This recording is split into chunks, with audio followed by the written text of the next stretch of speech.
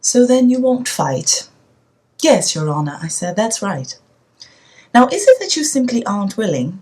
Or have you a fundamental, moral objection to killing, says the judge, blowing his nose and making his words stand to attention in long rows. I stand to attention too, but with half a grin. In my time I've done a good many in. No objection at all, sir, I said. There's a deal of the world I'd rather see dead, such as Johnny Stubbs or Fred Settle or my last landlord, Mr. Syme. Give me a gun and your blessing, Your Honour, and I'll be killing them all the time. But my conscience says a clear no to killing a crowd of gentlemen I don't know. Why, I'd as soon think of killing a worshipful judge, high court like yourself, against whom God knows I've got no grudge, so far, as murder a heap of foreign folk. If you've got no grudge, you've got no joke to laugh at after. Now the words never came flowing proper for me till I get the old pipe going. And just as I was poking down backseat, the judge looks up sharp with, "No smoking, Mr. Dooley. We're not fighting this war for fun, and we want a clear reason why you refuse to carry a gun. This war is not a personal feud, it's a fight against wrong ideas on behalf of the right. Mr. Dooley, won't you help to destroy evil ideas?" "Ah, Your Honour, here's the tragedy," I said. "I'm not a man of the mind. I couldn't find it in my heart to be unkind to an idea. I wouldn't know one if I saw one. I haven't one of my own, so I'd best be leaving other people's alone." "Indeed," he sneers at me. "This defence is curious for someone with convictions in two senses. A criminal invokes conscience to his aid to support an individual withdrawal from a communal crusade sanctioned by God, led by the Church, against a godless, churchless nation."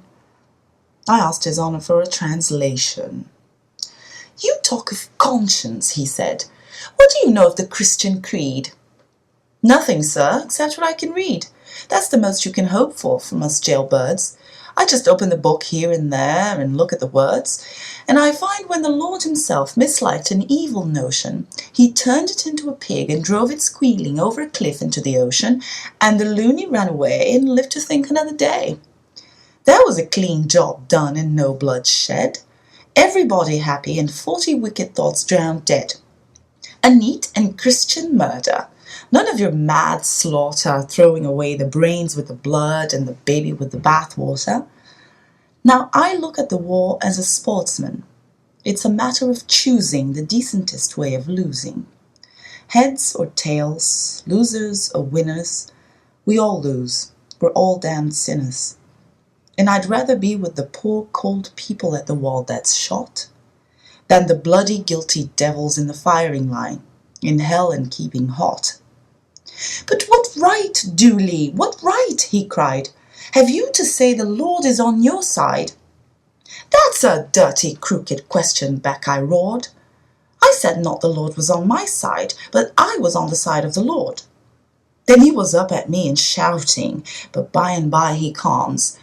"Now we're not doubting your sincerity, Dooley, only your arguments, which don't make sense." Hello, I thought, that's the wrong way round. I may be skylarking a bit, but my brain pan's sound. Then biting his nail and sugaring his words sweet. "Keep your head, Mr. Dooley. Religion is clearly not up your street. But let me ask you as a plain patriotic fellow, whether you'd stand there so smug and yellow if the foe were attacking your own dear sister." "I'd knock their brains out, mister, on the floor," I said. "There," he says kindly, "I knew you were no pacifist. It's your straight duty as a man to enlist. The enemy is at the door.